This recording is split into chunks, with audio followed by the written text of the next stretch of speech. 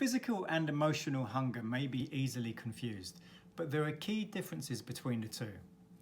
Pay attention to how and when your hunger starts, as well as how you feel after eating. Physical hunger tends to develop slowly over time. You crave a variety of food groups. You feel a sensation of fullness and take it as a cue to stop eating. And you have no negative feelings about eating.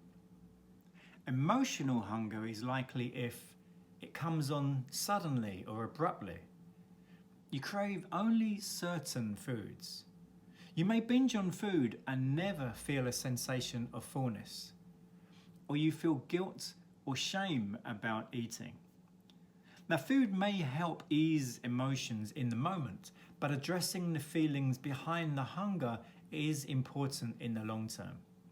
Work to find alternative ways to deal with stress, like moving your body, reaching out to a friend or your nutrition coach for support, or try practicing mindful eating habits.